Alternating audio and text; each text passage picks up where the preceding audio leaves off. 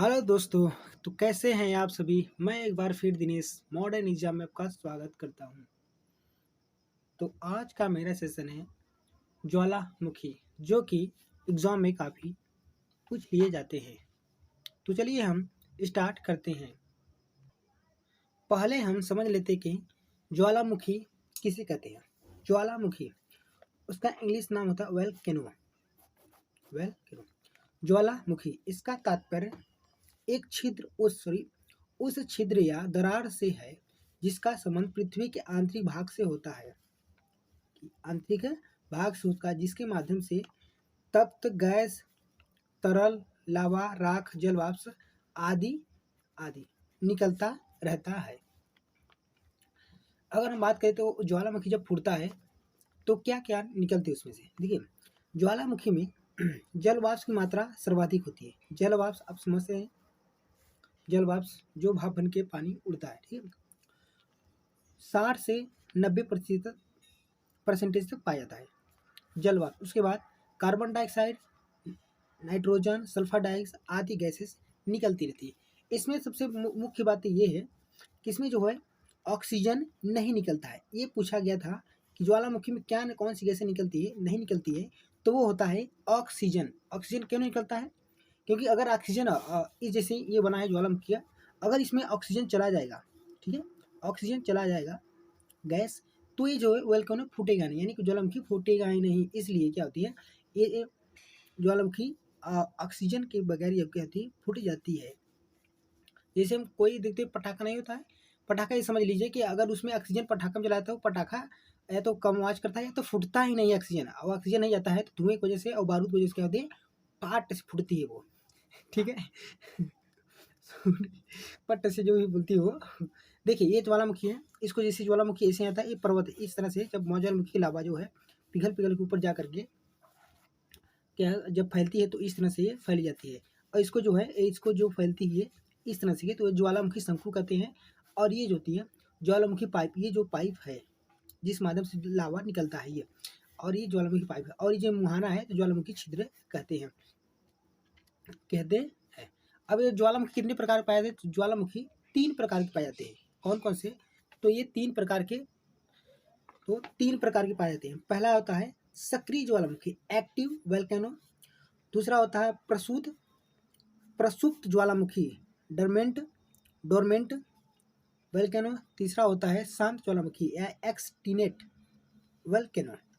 पहला में क्या होता है, सक्रिय ज्वालामुखी क्या होता है, जिसके मुख से सदैव, यानी कि इस मुख से जो है सदैव क्या होते हैं, धुआं, राख, गैस, लावा आदि पदार्थ बाहर निकलते रहते हैं, तो ये सक्रिय ज्वालामुखी होती है। ठीक है, सक्रिय ज्वालामुखी जैसे कि मोनालवा हो गया, किलाई हो गया। और भारत का जो है ये जो मोनालवा किलाई जो है अमेरिका का हवाई द्वीप पड़ता है। जैसे हो गया कि बैरन हो गया, ये अभी हम आगे देखेंगे। और प्रस्तुत ज्वालामुखी क्या होती है, जो अतीत में उद्गार नहीं हुआ है, यानी कि जो बीते हुए कल में उद्गार नहीं हुआ है परंतु कभी भी उद्गार हो सकता है, ये संभावना बनी रहती है। शांत ज्वालामुखी है जो ऐतिहासिक काल से कोई उद्गार नहीं हुआ है और न ही उद्गार होने की संभावना, यानी कि जो एक बार ज्वालामुखी फूट गया है दोबारा वो फूटेगा ही नहीं, ठीक है ना, उसे शांत ज्वालामुखी कहेंगे। एक बात और, जब ज्वालामुखी का देखिए, जैसे ये ज्वालामुखी का मुंह होता है, जब फूटेगा जो निकलेगा तो मुंह, यानी कि ये इस तरह से एक छोटा होता है एक बड़ा होता है, जिसे इसको छोटे वाले को हम बोलते हैं क्रेटर, ठीक है ना, क्रेटर बोलते हैं। और इस बड़े वाले को कोल्डेरा बोलते हैं। तो कोल्डेरा बोलते हैं। अगर इसमें पानी भर जाता है तो इसके क्रेटर झील होता है, अगर इसमें बड़े वाले में पानी भर जाए तो कोल्डेरा झील बन जाता है। छोटे वाले में क्रेटर पानी भर जाए तो क्रेटर झील, बड़े वाले में भर जाए पानी तो कोल्डेरा झील कहा जाता है। इतना ध्यान रखेंगे। चलिए हम अगले अब बात करते हैं मैप पर कि ज्वालामुखी, सक्रिय ज्वालामुखी, प्रसूत ज्वालामुखी, शांत ज्वालामुखी कहाँ कहाँ पाए जाते हैं। देखिए, ये हमने ज्वालामुखी जो है सक्रिय को हमने लाल से लिखा है और प्रसूत को हमने नीला से लिखा है और शांत को हमने काला से लिखा है इस मानचित्र में। देखिए, ये है उत्तरी अमेरिका, ये है दक्षिणी अमेरिका, ये है यूरोप, इस साइड यूरोप, और ये है एशिया, अफ्रीका, ये ऑस्ट्रेलिया, और यहाँ का भारत, ये देख लीजिए भारत है। ठीक है, अब हम बात करें सक्रिय ज्वालामुखी। सक्रिय ज्वालामुखी तो ये था मोनालवा हो गया, किलाई हो गया, और ये कहाँ पाए जाते हैं, तो होते हैं हवाई द्वीप पर। हवाई द्वीप यानी अमेरिका का है, ये प्रशांत महासागर यानी कि अमेरिका से थोड़ा प्रशांत महासागर में पाया जाता है, ये थोड़ा दूर। अगर हम दूरी में हम दिखाएं, देखिए ये है हवाई द्वीप, ये हवाई द्वीप है, ये अमेरिका है, ये यानी कि अमेरिका। यहाँ मोना लोवा और किलायू ज्वालामुखी पाया, जो सक्रिय ज्वालामुखी है। आप मैप में देख सकते हैं हवाई द्वीप समूह यहाँ पर जो है पाया जाता है। हमने जो है जो ज्वालामुखी आप देख रहे हैं, ये सब ये हमने महत्वपूर्ण ज्वालामुखी है जो कि परीक्षा में बार बार पूछी जाती है, वही ज्वालामुखी है जो परीक्षा में पूछी जाती है। देखिए अब एक कोटापेक्सी है। कोटापेक्सी क्या है? सक्रिय ज्वालामुखी। कहाँ पाया था? इक्वाडोर। कहाँ पर? अगर अब महाद्वीप में देखे तो दक्षिणी अमेरिका में पाया था कोटापेक्सी, ये है कोटापेक्सी।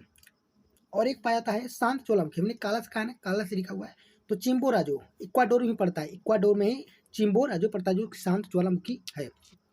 अब यहाँ आती है, ये देखिए विसुवियस, माउंट एटना, स्ट्रॉमली। ये जो है विसुवियस जो है प्रसुप्त ज्वालामुखी है।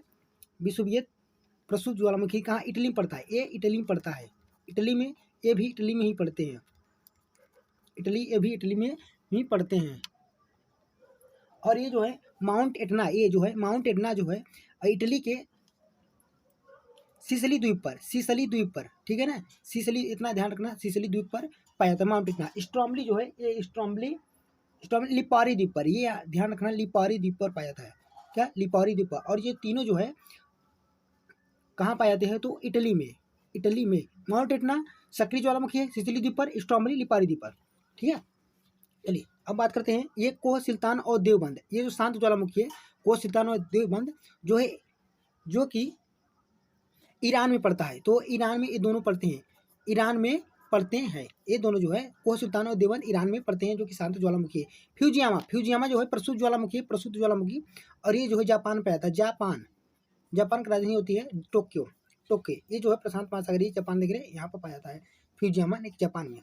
अब हम बात करते हैं इंडिया की, तो इंडिया की दो है सक्रिय ज्वालामुखी, एक बैरन द्वीप पर यानी अंडमान निकोबार द्वीप समूह पाए जाते हैं। अंडमान निकोबार द्वीप समूह, ये भारत है, यहाँ पर अंडमान निकोबार द्वीप समूह। नारकोंडम जो कि प्रसुप्त ज्वालामुखी है, भारत का ही है, भारत का ही है। पूछा जाता है एग्जाम में कई बार पूछा जाता है बैरन ज्वालामुखी कहाँ के? तो भारत का है, भारत का सक्रिय ज्वालामुखी। और नारकोंडा प्रसुप्त ज्वालामुखी, ठीक है। अभी एक और पूछा गया था, पड़ोसी देश है हमारा, ये पड़ोसी देश है पोप्पा, सॉरी पोप्पा नहीं, म्यांमार है, म्यांमार है। पूछा गया था म्यांमार का कौन सा ज्वालामुखी शांत ज्वालामुखी है?